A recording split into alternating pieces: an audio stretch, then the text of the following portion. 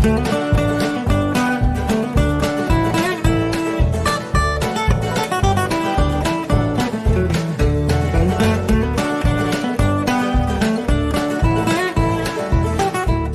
everyone, and welcome to the regular scheduled October 8th Board of Zoning Appeals Board meeting.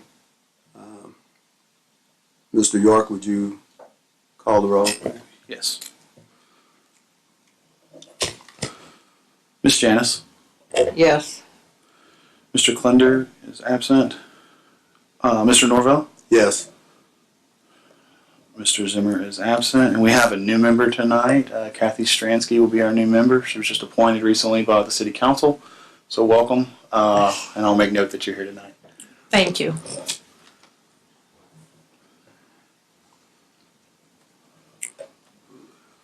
We do have a quorum tonight. I would like to remind everyone that in order to, since there are only 3 members, you have to get 3 affirmative votes to get an affirmative action. So just keep that in mind, and keep that in mind for you guys as well. So,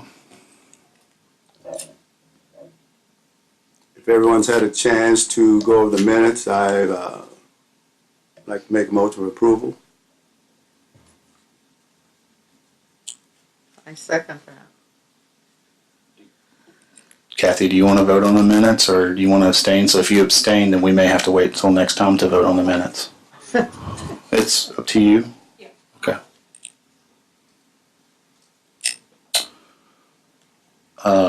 Ms. Janice? Yes. Mr. Norvell? Yes. Ms. Stransky? Yes. Okay, motion approved. You have a roll call? No, we're ready for the first petition? Yes, please. Okay.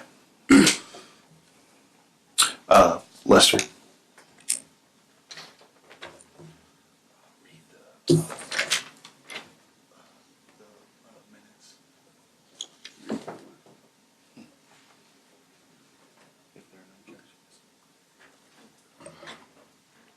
If there's no objections from the ZBA board, I'll dispense with the reading of the rules and procedures and ask that the minutes be included.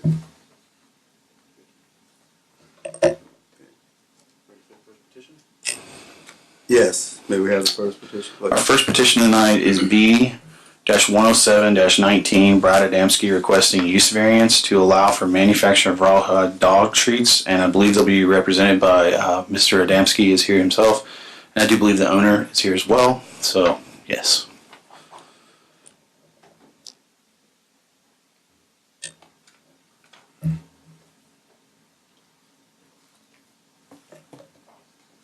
Good evening, board members. My name is Brad Adamski. I'm an attorney at Drayton, Beeges, Frugo, and Elliott, here on behalf of the petitioner, Wholesome Hide, Inc. Stephen Dunsing, the owner of the company, is also here as well. He'll come up to answer questions after I'm done with the initial part of the presentation. If the board has questions for him. The petitioner is currently under contract to purchase a property at 500 Wernicke Road, subject to this zoning approval. So the purchase agreement is contingent upon being able to use the property for the intended use. This property is zoned B2, business, but the intended use is a manufacturing use, specifically rawhide dog treats. Natural rawhide dog treats. We provided materials in the packet from the customer's website, or from the petitioner's website, giving a little background on their business operations. They're currently operating in Dolton, Illinois. They've been operating there for 8+ years. Their current facility is next door to a furniture store and a Family Dollar, and directly behind them, within 700 feet, are residences. And I've got an aerial photo, if I can bring that up to the board members to show you the current location.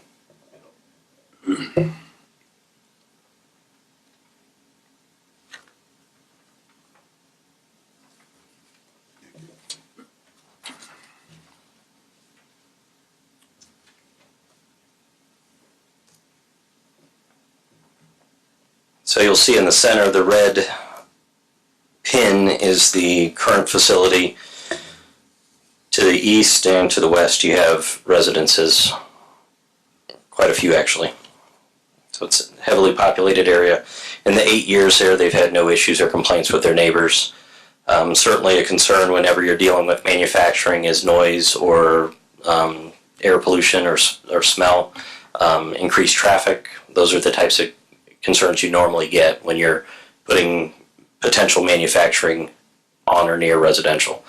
Now, the property where we're looking to relocate Michigan City on Michigan Boulevard has a warranty address, but it's really on the state highway there. The access to the property is off of warranty.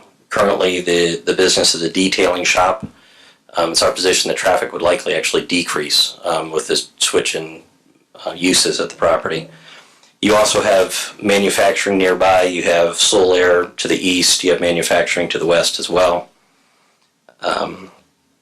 And again, just call your attention to the materials that are presented in the packet to give a little background of the client's business. They are a U.S.-based manufacturer. They're one of the few U.S.-based manufacturers for this product anymore. It's not shipped overseas. It's not manufactured out of states. It's right here, and that actually helps the quality of their product because you're not shipping it long term. You don't have to add in the added chemicals and preservatives. So it results in a fresher, product, no harsh dyes or chemicals. Along with this petition, they're seeking to bring about 30 jobs to the community. The client has been in communication with the city for a number of months now. I know they've sent out representatives to visit the property in Illinois. We obviously have some neighbors here that would like to voice their concerns, so obviously we'll want to respond to them. But right now I'd call Mr. Dunsing up if he could give a brief explanation of what his business is to enlighten the board a little bit, and then maybe if you have any questions for him, you can ask those. Thank you. Thanks. How you doing? Can we have your name and address, please? Can we have your name and address, please? Steve Dunsing. The business is 14927 Greenwood Road in Dalton, Illinois. Do you have anything you'd like to explain further?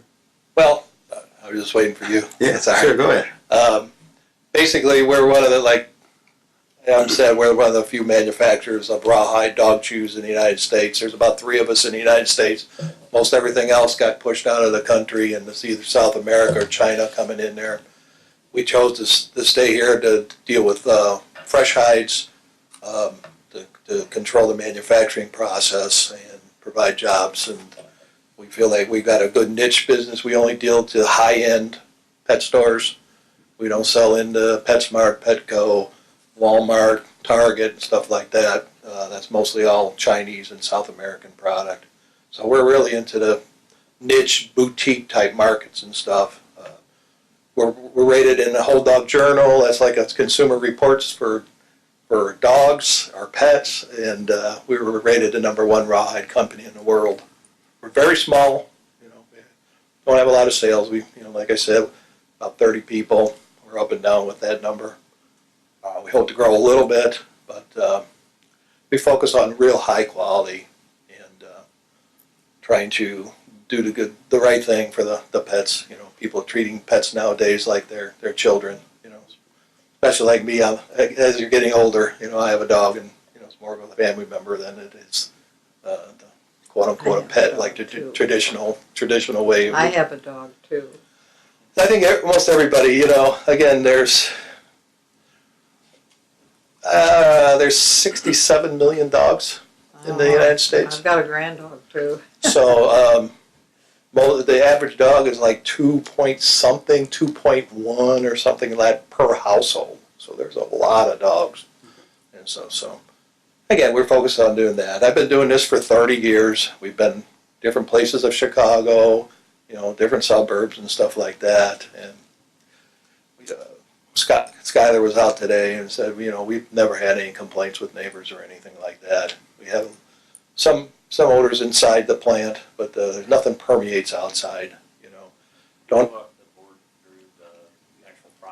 Basically, the hides come in and we process them, and the main ingredient is water. We wash the hides, and then we'll add hydrogen peroxide to kill any bacteria or enter bacteria in the product itself. Then we don't cook it. We just have like a big hydrator. We run the maximum temperature we run there is like 125 degrees. So all we're doing is taking moisture out of the rawhide to dry it to less than 10%. Then we pack, sort it, pack it, and box it, and get it ready to ship. That's basically the process. You do all the designing and, Yep. okay. Pretty cool. I saw it. Okay. I was That's- thinking about Have any questions from the board?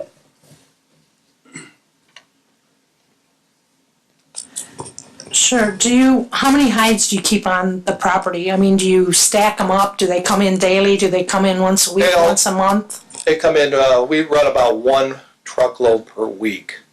And they come in, everything's refrigerated. Anyway, this is food grade. This is the same product they use for sausage casings, collagen. The ladies, big fad right now is collagen treatments and stuff. It's the same product. And basically, we'll run the truck. We'll process it. It takes us a week to run it, but it's always under refrigeration. We have large walk-in coolers and stuff after process. Then we'll run it, that load, and then be done for the week. And then another one will come in. So right now, we only bring in a maximum of 1 truck per week. And that's roughly 41,000 pounds of material. But it's always, again, under refrigeration. So basically, I guess the main thing, there's no smell, there's very little smell or anything like that inside the plant, let alone outside the plant. it. Will there be any place in town that sells it? Well, we sell mostly in the Midwest through distributors, so, it's hard, like a lot of distributors, they don't like to tell you all their customers because they're afraid that we'll take them from them, because we do sell direct Wow. to pet stores. So, I mean, in Chicago, I don't know, in the Indiana area, anybody that carries our product directly, our big claim to fame is we're big on the East Coast and we're big on the West Coast. Kind of in the middle, we're not so big in the Midwest and stuff like that. We talked today, when they came and visited, that there's one other, my competitor, he's in Valparaiso, and he's doing basically the same. He just does ground material, where we actually take the whole hides and make shapes, bones, and rolls and stuff, where he just makes the ground material. So that's one of my competitors, and the other one's in Mundelein, Illinois. But he's been producing in Valparaiso probably for 20 years. So I don't know of him ever having any issues or anything like that. So. When you say that you're going to do 1 truck a week, is that 8-hour days, 10-hour days, 1 shift, full-time jobs, part-time jobs? What will that consist of? That's all full-time jobs. We don't have any part-time. And I'm sorry, what was the next? How many hours a week are they going to get? That's first shift, 40 hours. We'll only run 1 shift. Typical workday is Right now, we run 7:30 to 4. Yeah, it's during the day. So that's probably where we'll be at. Again, we hope to grow somewhat. We'd like to do 2 or 3 trucks a week. That would be real nice. That just gives some stability and to be able to make buys in the market for the raw material and stuff like that. And it adds more jobs. Again, that's one thing I didn't put in there. It's all hand-tied. So we have a lot of labor. And it's funny that we employ about 95% women because guys cannot tie bones. It's unbelievable. Again, I've been doing this 30 years. We never had one. When I started in the business, I worked for a company. It was the largest rawhide manufacturer in the world, and then I decided to do it myself. But we had over 800 ladies tying bones. We never, in my 30 years, we never had a guy tie bones. They just cannot make the Yes, we don't have the patience. no, they don't have the hand dexterity compared to a woman. It's just unbelievable. So are these jobs with benefits? Are they going to have health insurance? Are they going to have other benefits? Right, we'll have also? health insurance and stuff, and we'll offer probably a 401k, and they want to participate and stuff like that. That's great. So it's a good entry job or a supplemented job. We always promote that, within there. It's a good supplementary job to like a husband. Again, we're trying to employ, we have to employ women. Let me put it that way. So it's a good thing. We're very flexible, giving the ladies time off to take care of things at school and different situations. I think that's our claim to fame, is that we work with the people very well. And, most of the people stay. I have a couple ladies that's been with me for 20 years. So they kind of follow me around when I move from city to city or different parts of Chicago and stuff like that. So.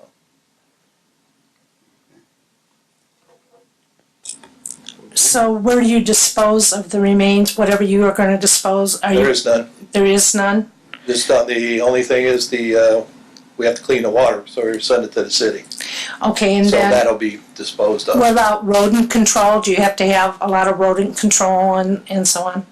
We don't have any issues with that because, again, it's in a peroxide state as you're entering there, and the rodents are not interested. But we do have a program that, as a part of the HACCP program that we have to meet certain standards and stuff for what the customers are looking for.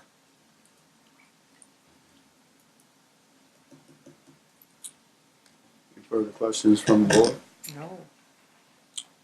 Thank you. Thank you. And I'd like to open it up to the public. Any public comment? Yes, you come up to the mic and give your name, please.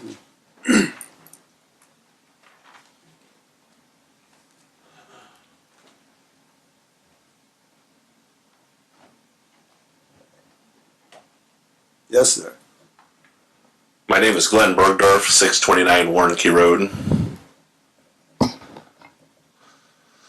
So my question here, I just literally found out about this 45 minutes ago via Facebook, that there was a company trying to open literally 100 yards from my house. I don't think that none of us have had quite amount of time to investigate. I understand that he says that there's no problems with surrounding neighbors. I sure like to, and I'm sure a lot of the neighbors who live around me, they like to talk to or hear from the other town where this stuff is processed at. I'm a taxpayer. I've owned my house for 15 years in this town, and I think that I should have more than 45 minutes to investigate this potential. I mean, is it going to raise taxes? Is it going to lower property values? The smell is not so bad. Well, what's not so bad? When they opened up GAF, oh, it'll be minimal noise. Well, that turned out to be not exactly accurate. In the summertime, when we have our windows open, we can hear the facility humming all night. At nighttime, you open your window up, you see nothing but a blaring light through the woods. I understand it's jobs, and we're not here to say no to jobs, but I'd sure like to know what is it going to do to my house value, and what are we going to feel as a neighborhood from this opening. Thank you for your concern. Thank you. Could someone perhaps address his concerns? I can. I can address. I'll let him address it. And then Okay. I can address some of it. I don't know if you want to do it piecemeal like this, or if there were other comments and you want to wait till we hear from everybody. Well, yeah, we can wait till the. Okay. Yeah, we'll wait until we hear from everyone in the public. Yes, sir. Richard O'Brien, 638 South Carwick. I'm probably back to the northwest of the facility, right across the tracks. Like previously, GF just all of a sudden showed up. And the next thing you know is the smell of asphalt, the sound of trucks being sucked, materials being taken out of it, mallets being smacked against the tanks. Enough, but like he says, we don't know about the smells here. And I'm not so sure I want to just give them a carte blanche and not a promise that it's not going to happen. Next thing you know is you start poking holes in roofs and putting stacks up. Oh, it's just because, well, now it's our property and it's zoned for business. Well, the rest of us have to sit and take it. I'm not so sure it's a good idea for me. I understand 30 people, fine and dandy, but there could be someplace else in this town that could accommodate them. Thank you for your time. Thank you.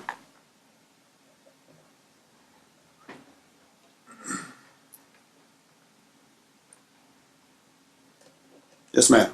Hi, I'm Jennifer Hartke, and I live on Warnke Road. And just like Glenn and Brian said, our concern is more so the smell and the fact that we weren't notified. Not all of us were notified an ample amount of time to do any research.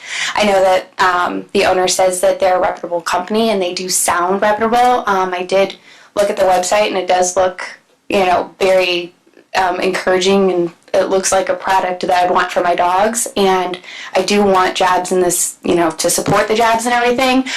But my concern is you're a 30, person company now, and you're wanting to grow. So what happens when you do grow? That means that area grows, and if it's zoned for you to be able to grow, is it going to get louder? Is it going to be more shifts? Is it going to be night shifts, and they're going to be loud at night? Things like that. So those are my concerns as to what happens as the company gets bigger. Also, I did have a question of, are you relocating from? So my question is, why do you feel like your need is to relocate here? What do you think will benefit your company here as well? Okay, taxes are better for you here. Okay. Okay.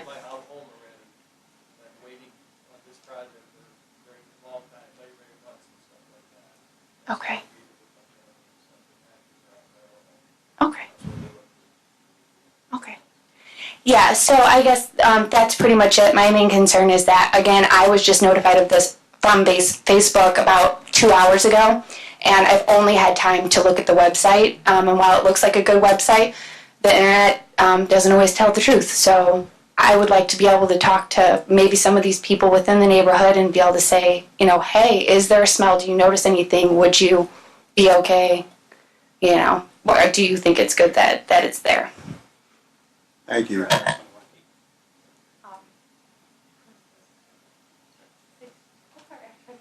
625. I'm sorry, I don't talk in front of people.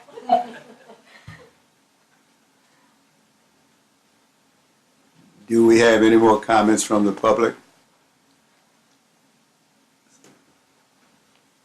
Well, I do have, knowing the area, we've been there for almost over 20-some years.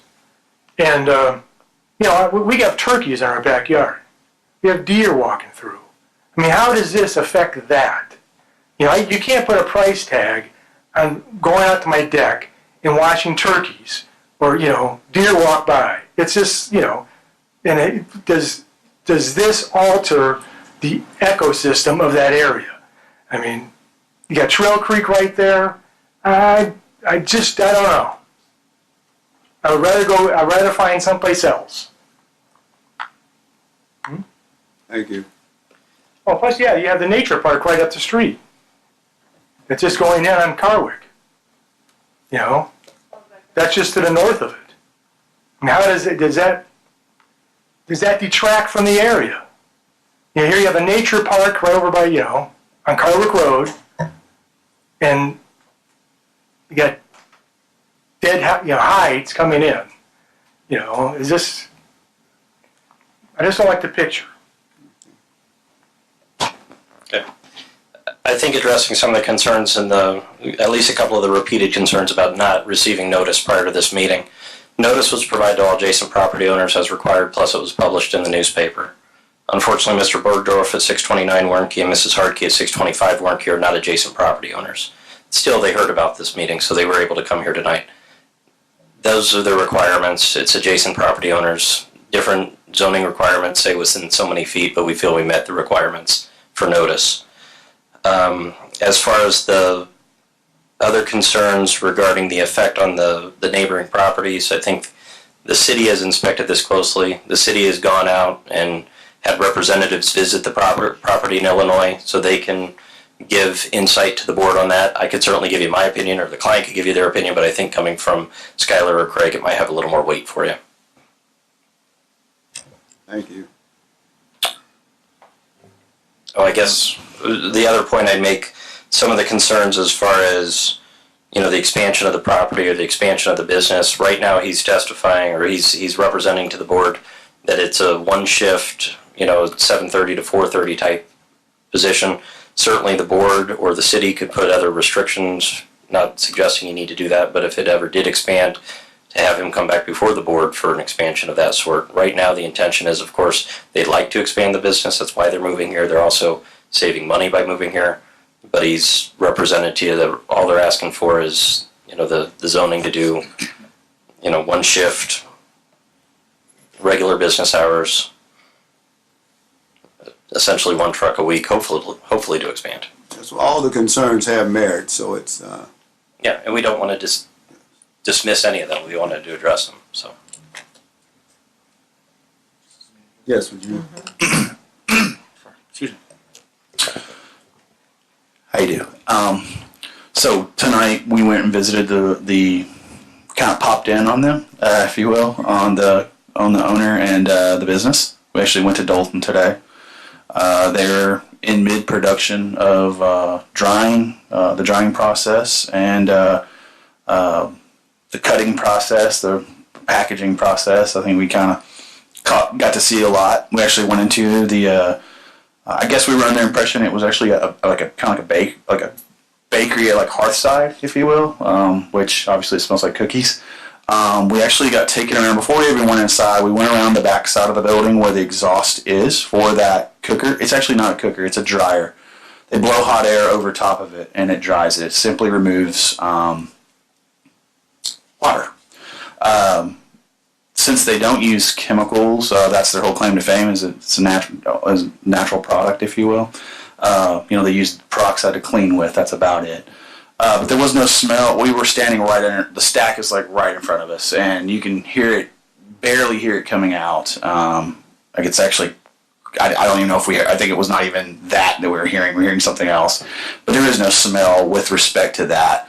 I will say inside the facility, inside the production facility, very clean. Immaculately clean, I would say. Neatly stacked, everything's in order. The cutting facility, we got to see all that. What else can I say about it? We actually went and talked to the neighbors. There were some neighbors out, so we drove around to the closest neighbors to them. The neighbors had lived there for a while, for at least the past 2 years, and they've been there for 8. We just flat out asked them, what have you had? What experiences have you had here? And I don't even know that they knew it was there. So they said they had never experienced any smells or anything like that coming. Honestly, they were like, we didn't even know. They thought we were moving it there. So they were like, we didn't even know it was there. So we did go to do a site visit. And then on the opposite side, we did visit the receiving property, if you will, here in Michigan City. And from concern was that the building is built different in Dalton. It's a brick building versus we didn't know how the building was constructed here. Is it a pole barn? But actually we went there today and met with the owner and their representative and toured the buildings. I will say that we were, surprised that the building is built in the manner that it is. It's actually sealed up because it was a body shop, so they had to paint in there, and they have to hold that building at a certain degree to make sure the paint adheres. So it's actually sealed up inside there. We were concerned it was just metal. So now I know that the body shop, they did have solvents, chemicals, whatever, exhausts. They have taken down their burners. They actually burned those and heated their building. So they've taken that down. The other building on site is sealed up as well. It's actually conditioned. There's actually a bunch of older, like very expensive cars in there. So it's conditioned space. So it's sealed up as well to hold air, if you will. So I guess it was kind of surprising. We were kind of, surprised that we thought it was just a metal building with, exposed timbers and things like that. It actually is not. It's a half block. The main building's half block, half metal. But it is sealed up. It's clean. It's I don't know really what else to say about it. We did, and you'll hear when I do give my staff report, there are some conditions that go along with if the board so grants its approval with what we're suggesting to do. There are some conditions they will have to adhere to that might address those. Obviously, we made the trip over to Dalton because we took it very seriously because we don't want to get in a situation like a a GAF. Now, GAF was a little bit different than this situation as it was zoned differently. But that's kind of where we're at. I want to say that we did take this very seriously today. And I think I went over there with the planning director, and he's right back here as well, and he might have some comments as well. Oh, yes, we did talk to the Village of Dolton. I forgot to mention that. I did talk to the Village of Dolton. And they said they had never had any zoning complaints, no code enforcement complaints, which would be a smell complaint. If we get infestations, nastiness, anything like that, they've never had any of those complaints. And to me, in all seriousness, other than a little sign on the door, you wouldn't even know this production facility was there because it's in a building with a Family Dollar. It's very inconspicuous, like it's just hidden there. So just say that we just went in one door and there it opens up into this big building where they do this. It was very. I guess we were kind of surprised, to be honest with you. I didn't know. I'd never been to a facility like that. Didn't know what to expect. So I don't know if that makes you feel better or easier. I'm just trying to tell you what we experienced today and what we saw firsthand. And it was kind of spur of the moment.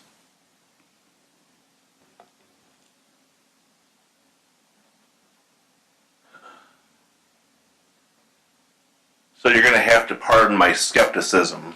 So we started off with that building was a detail shop, and now we're saying that building was a body shop. So in 20 years, I've been in the automotive business. I've been in that building probably more than every one of your toes and hands combined. That is a repair facility is all that is. It's not sealed. It's not temperature. It never had a paint booth in that building. We're all very skeptical. I understand that you went there and you see it with your own eyes, but we're the ones paying taxes on that road. We're the ones that own homes on that road. The fact that he comes up, Mr. Attorney here says, well, we met the minimum. We sent it to who needed it, to adjacent. Well, if you really wanted to be welcome to the neighborhood, I think you should have sent the notice to every one of us because it seems very skeptical and very shady to us. Truthfully. I'm going to address that issue because I'm going to say the same thing I say every time this issue comes up. So Craig Phillips, Planning Director, we get this complaint every time there's a concern about a use on a property. And I'm going to tell this group the same thing that we tell people every time this comes up. We would treat this petitioner the same as we would you if you were the petitioner. You would not want to be subjected to any more requirements than what's required by the ordinance.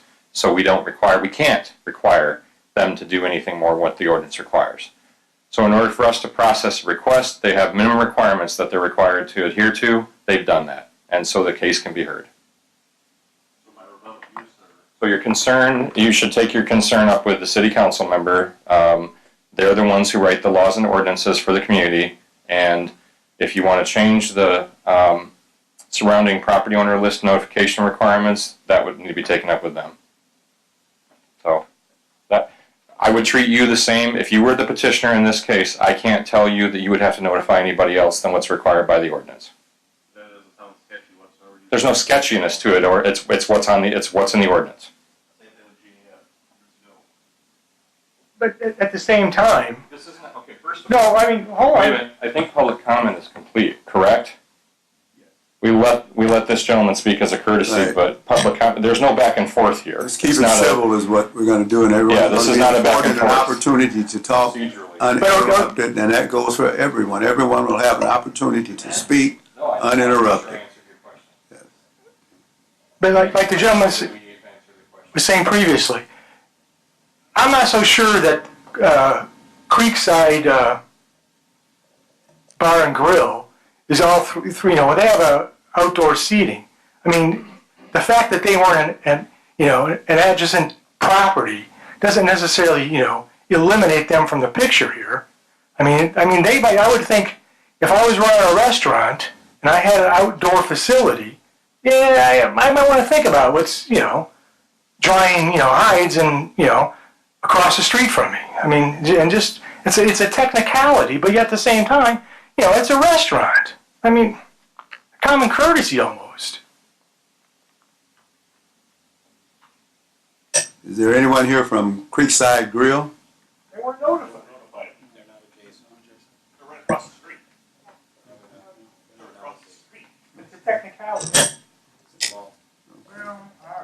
I'll tell you that I did review had time to review the notices tonight, and they did meet the qualifications to be heard tonight. They did notice the appropriate entities. Thank you. Are there any more comments from the petitioner? I'll address the notice aspect of it, because as the attorney that was hired to prepare this, I did the notices. I'm going to follow the law as it's required.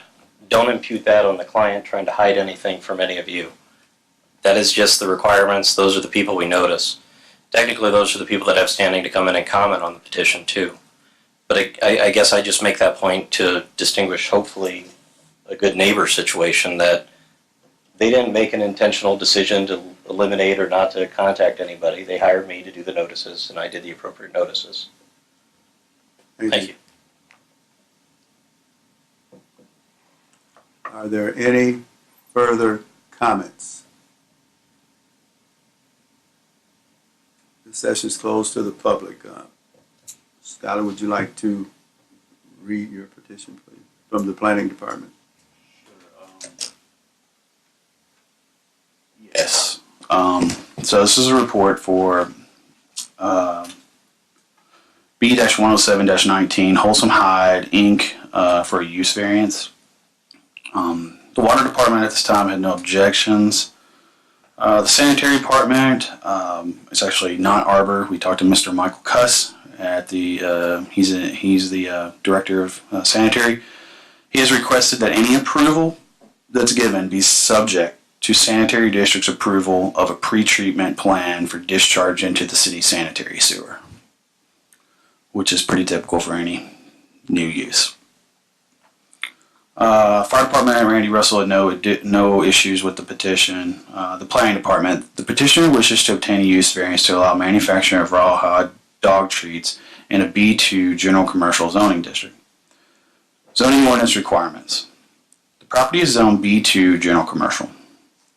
Required. Zoning ordinance table 07.02 permitted uses for B2 general commercial.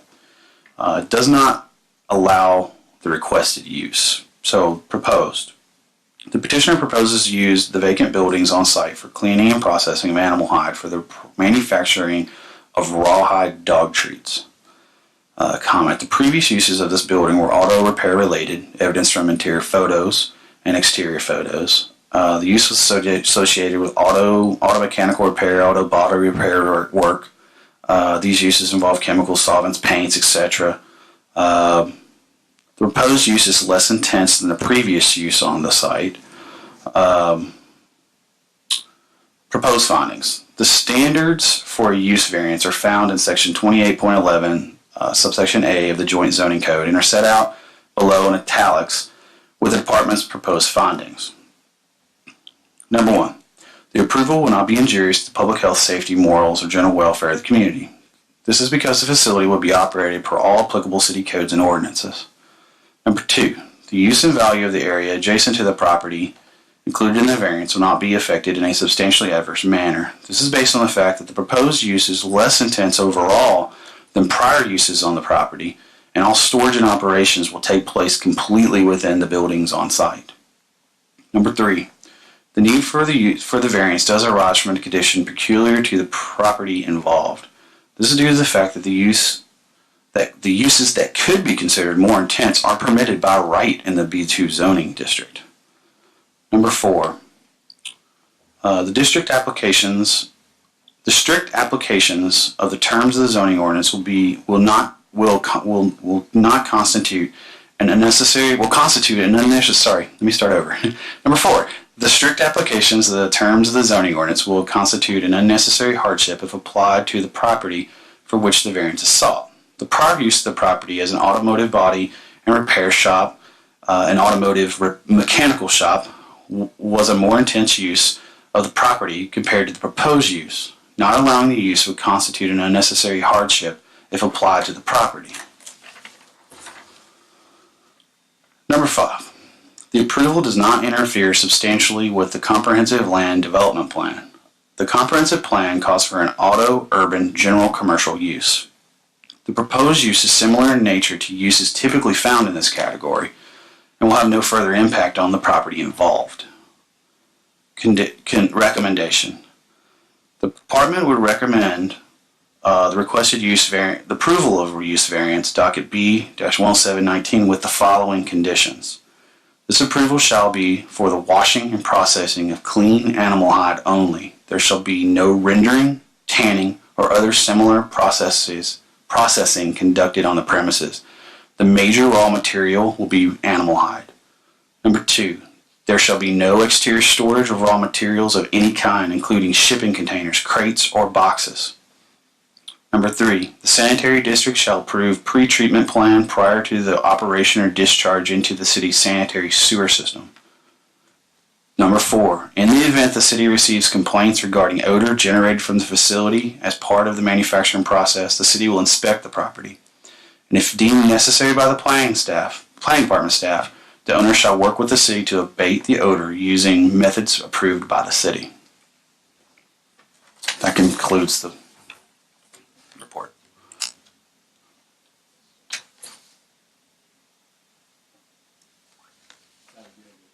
Do you have the attorney's report also? I do. This is a report from the attorney for 500 Warnke Road. This report includes the original materials submitted by the petitioner, including the petition for use variance, signed by the attorney for petitioner, the legal description. I believe there's a plat of survey, the property information, the beacon overhead map, notice of public hearing, a list of the names of the adjoining property owners, and a map. Petitioner's proposed preliminary findings, petitioner's acknowledgement and notice requirements, 9 pages of information regarding wholesome hides, and that will include what I labeled as Exhibit A, which is the overhead map from Google showing the current location in Dalton, Illinois at 14927 Greenwood Road. The property is located in B2 General Commercial District. Petitioner is requesting a use variance to allow the operation of the dog treat manufacturing operation. So I have reviewed the mailings at this time, and they have met their requirements for the mailing and notice, public notice. So at this time, they're free to hear it. The BZA may, under section 24.04C of the zoning ordinance, 1, approve the request if findings are made consistent with the requirements of section 24.05 and specifically section 14.13C, or approve the request with findings consistent with sections 24.05 of our zoning ordinance, but subject to certain conditions which must be included in the motion. 3, deny the request, or 4, continue the request until future meeting upon an appropriate request or to obtain additional information. So those are the 4 decisions you are tasked with making tonight, or one of the 4.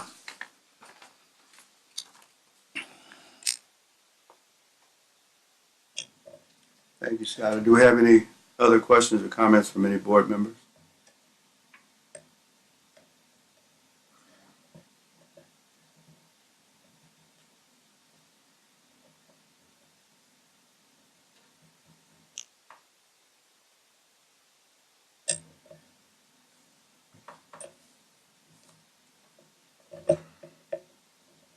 So are we ready for a motion? It's your pleasure. It's free to be heard. You've had public comment, so it's the pleasure of the board. Board members, are we ready for a motion?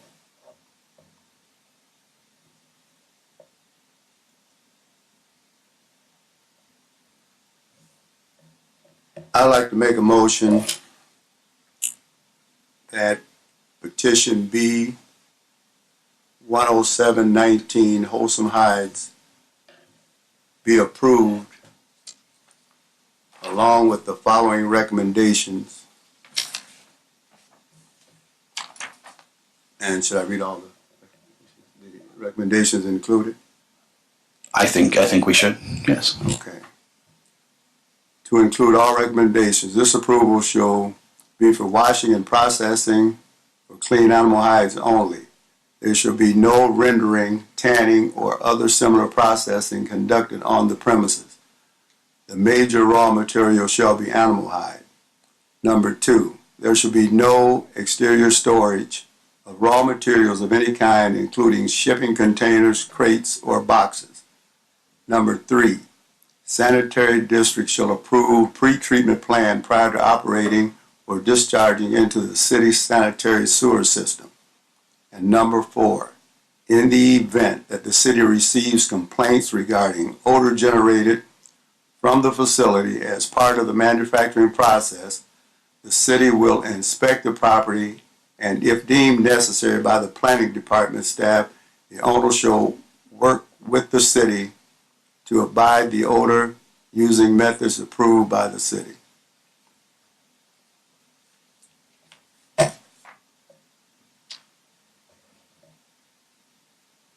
Is there a second? I second that.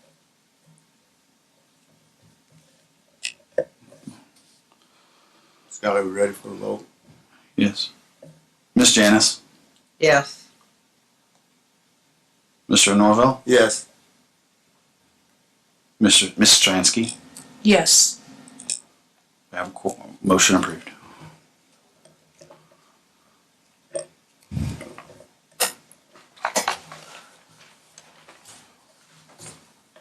Scott, do we have the next petition, please? Yes, let me get my stuff back organized.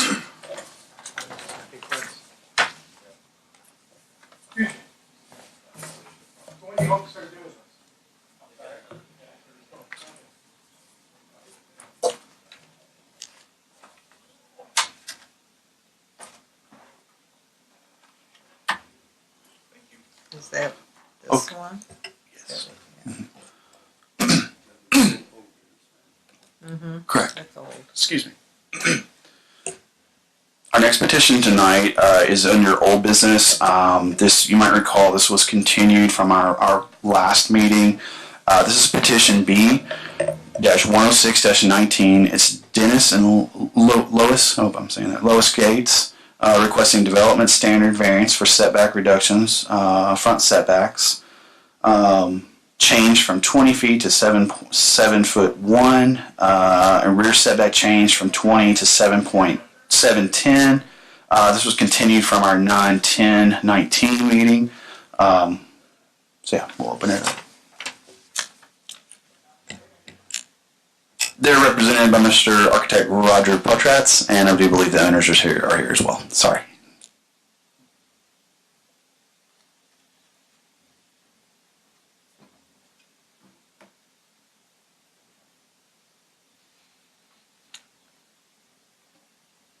How are you, Mr. Potez? Fine. Roger Potratz, architect at DH2W 813 Franklin. As we know it, as there will be red letter in the report for the petition, the reason for the coming before you for variance is because the lot is very small and it is almost impossible to build any type of structure, residential structure on the lot because of its size. We have come up with some dimension of 7 foot in lieu of the 25 and 30 and 20 foot recommendations that are part of the city code. The building would be 3 stories tall. And first of all, I should say, Technically, Roger, it's 2.5. okay, 2.5, yes, because of the 3 foot requirement on the 3rd level. I'm sorry, Roger. I want to clarify. Sure. When Roger first submitted this to me, the reason for the clarification was it was 3 stories full. That's correct. I kicked it back to him and said it has to meet the knee wall requirements, which makes a half story. He did that he responded with a corrected site plan. Okay. Sorry, just won't. There is a residence on the house, on the land right now, which is over on the east side to Mr. Wilson's property and then it's over on the south side. The name of that gentleman's property escapes me right now, but it is over on two different properties. So the house will be completely demolished, including the foundation system, so we can get it all legal within the bounds of what would be the variance. If I could, Mr. York, bring up a comment that's under the Sanitation Department report. Is that okay to do that at this time? Okay. I also had the privilege of working with two other residential clients there in that entire, on North Carolina Street, which is immediately to the east of this property. And there's a comment here about a clay sewer on Lakeshore Drive, and that requiring, as a condition for the variance approval, requiring a professional engineer to evaluate the potential damage to the sewer with construction traffic. We did have heavy construction traffic with those two projects, and I do not recall having to have the requirement of an engineer's report for those two. And they're on Carolina, which is just immediately to the west of the property. That's just a question of mine there, why that would be required. And the other comment I have is that I noticed on the back that the second floor deck will not be allowed. If that is the case, my question is, would we be able to change the floor plan to the third level from essentially a master bedroom suite up there to allow a deck within the confines of the 30 by 30 building? Or would we have to come back for another variance for that? Are you talking about to hang out over? There's already a walkout up there. Are you talking to expand out? No, I'm talking. There's a minor 2-foot overhang on the front. We would not do anything other than that. We'd actually be taking up space that would be occupied by the master bedroom. Now it would be part of the deck. There is a part of a deck up there now, and it would just increase the size of it within the confines of the 30 by 30 space. So basically the master bedroom will go away and it just become like, oh, we've done this similar. I think me and you worked on another project, the Rush's house, I believe, where we did a walkout. So it had a pop up and then just a walkout area. I would be okay with that, Roger. Okay. I think that would more or less meet the spirit of the code, honestly. Okay. And I'll clarify in my comments why. I won't do it now, but we'll go through public comment and I'll clarify why we said that. Okay. But the answer is yes. Yeah. That's all the comments I have. Thank you. Do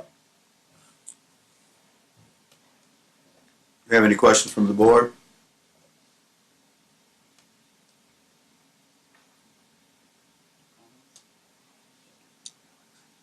Any public comments?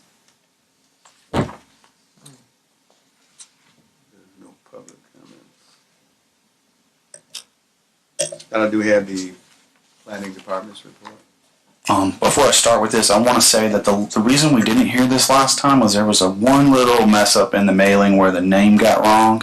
And if you might recall, we made a motion to continue this with a re-notification to that one homeowner, and it was the Wilsons, which is directly adjacent to the east of this property. Roger met that today. I've got that in my hand. I checked it. I ticked it off, so we're good to go on that. So it's safe to be heard tonight. Okay, so that was his only burden upon the petitioner tonight. Okay. So going to my report. Our report on the petition for B-106-19-812 Lakeshore Drive. Mr. and Ms. Gates. The Water Department, Randy Russell, has no objections. the sanitary district. I'm going to read their comment and then make a comment afterwards. So Steve Stanford, the Michigan City sanitary district engineer, the district expects that the project will require extensive heavy construction over a 15-inch clay tile sanitary sewer main that serves Lakeshore Drive east of this location. The district will therefore require the builder owner to engage a professional engineer to evaluate the potential for damage to the sewer main. If potential is found, the damage to the sewer main, if potential is found for damage to the sewer main, the PE shall prepare designs and specifications to protect the sewer main. The PE's plans and specifications shall be submitted to the sanitary district for review and shall be implemented by the builder during construction and subject to inspection by the sanitary district. So I want to be clear that this was not a condition of mine. This is a condition of the sanitary district. You're going to have to work with them to see how it works is before we issue permit, we talk to them, and if they're good with everything, they kick us back a approval, and then we issue a permit. I don't know, that they didn't tell me where the line was. There's not a map with it or anything like that. So you're going to have to talk with them to figure out. They may come back and say, we agree with you. You don't need a PE. I don't know what they're going to say, Roger. You're just going to have to talk to them and I guess see what they say. That's my only comment. I don't know. They didn't send. This was the only comment that I got, but it was a very extensive comment, so I took it seriously. Rob Schaefer, the fire department. Rob Schaefer, fire marshal, has no objections, but he did ask if the applicant would be willing to change their address at time of demolition to reflect a Colfax address rather than Lakeshore Drive. He said it's very confusing to the fire department and may improve response time if needed. And I'll clarify that one as well. They went to go find the property and had no idea where they looked for it for like 30 or 40 minutes. They're like, wow, the house would have burned down by this time. I can't make you do that. If you choose to demolish and wish to have a Colfax address, please come talk to me because I issue addresses and we'll work out something. We'll help figure out what an address should be. I think it might clarify things a little bit better, in my opinion. But again, it's not a condition of approval. Planning Department. The petitioner is requesting a development standards variance to allow a new home to be constructed on a small lot located at 812 Lakeshore Drive, physically located on the unimproved area of Colfax Avenue. Zoning ordinance requirements. The property is zoned R1E Waterfront Residential District. Zoning ordinance 04.01 building dimensional requirements. R1E Waterfront Residential. Height is 35, the rear yard is 20, the front yard is 20, the side yard is 7. But the overlay requires a 30% of the lot width, which is 13.5. The lot coverage is 50%. And I will comment that at this time, this house is roughly about 40% lot coverage. So they're not encroaching on their lot coverage, which is kind of an important feature down there for runoff and things of that nature. Requested front yard setback of 7 foot 1 inch, a rear yard setback of 7 foot 10 inches, and the side yards, there's no issues with side yards. Comments. This is a very small lot, and the existing home has some encroachments on surrounding neighboring land, which will need to be removed completely if approval is granted. The standards for a development standard variance are found in zoning ordinance 28.11b and are set out below in the italics with the department's proposed findings. Number 1, the approval will not be injurious to the public health, safety, morals, and general welfare of the community. The proposed improvements will be built per all applicable codes and ordinances required for single-family homes and will not adversely affect public health, safety, morals, and general welfare. By removing encroachments on neighboring properties, the approval will enhance safety and welfare for the surrounding area and property owners. Number 2. The use and value of the area adjacent to the property will not be affected in any substantially adverse manner. The proposed home will perpetuate the common single-family residential use in the area and will increase the value of adjacent properties and will improve the aesthetics of this area. The improvements will also maintain use and character of the area while allowing new investment into the property. Number 3. The strict application of the terms of the zoning ordinance will result in practical difficulties in the use of the property. Practical difficulties shall result from exceptional or extraordinary circumstances or conditions applying to the property that do not apply generally to other properties in the same zoning ordinance. The variance shall be necessary for the preservation and enjoyment of a substantial property right similar to that possessed by other property owners in the same zoning district. This lot is extremely small. It's half of a small lot. So basically, they've taken a full lot and split it in half. It's 52 by 45, approximately. So about 2,300 square feet. It's not very big. Typical down there. To meet the required first floor square footage requirements, one or more setback variances may be necessary to make a significant improvement on this lot. Recommendation. The department recommends approval of B-106-19 and the requested development standard variance with the following conditions. All encroachments on surrounding properties must be removed as shown on DH2W's existing site plan and the date survey dated 8/9/2001. Also, no new encroachments may be constructed. The second floor deck will need to be removed and shall not be constructed. Number 3, only one kitchen shall be installed in the home, and the home will remain single-family use. Number 4, the petitioner shall comply and satisfy all requirements of the sanitary district as stated in their recommendation concerning protection of the sanitary line. And number 5, the off-street parking area shall be installed and maintained as shown in the proposed site plan. So I'll clarify the second-story deck right now. This is not part of the conditions, but I just want to offer a clarification. So typically, a house is built at 20 feet, and you're allowed to go 10 feet in. And honestly, it's just too much. We're already requesting a 7-foot setback, and then are requesting almost zero lot line deck. I think it's just taking it too far.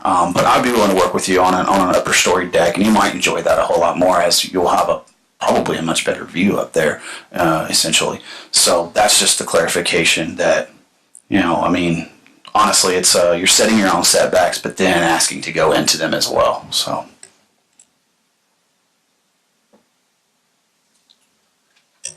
Thank you, Skylar. Do you have can you read the attorney's report? Certainly. As I stated below, all mailings have been met at this time, so thank you.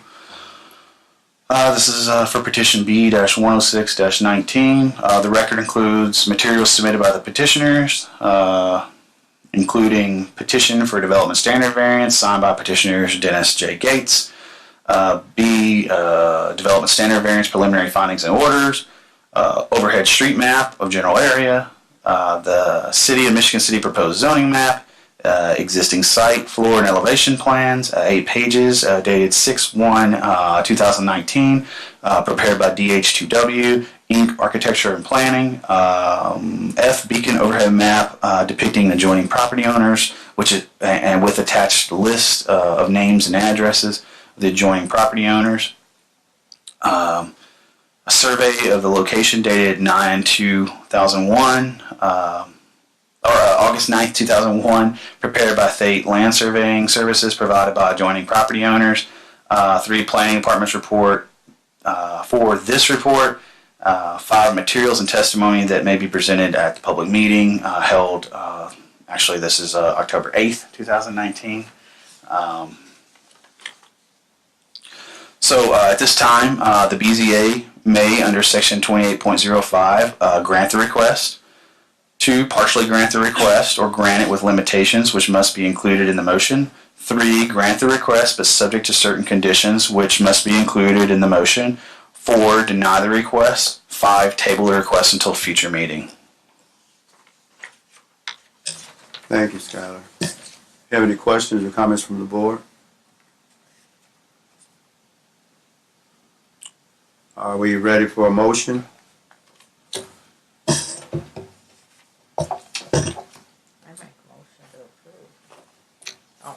I make a motion to approve.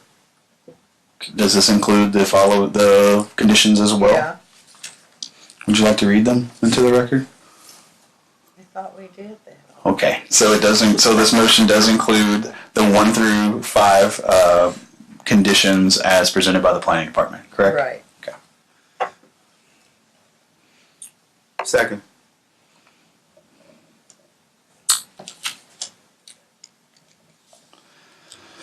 Ms. Janice, Yes. Carpenter's absent. Mr. Norvell? Yes. Ms. Stransky? Yes. Motion approved.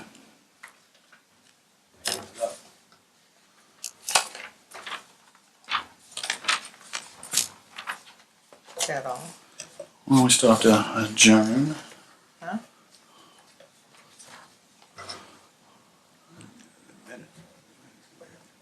I don't have any.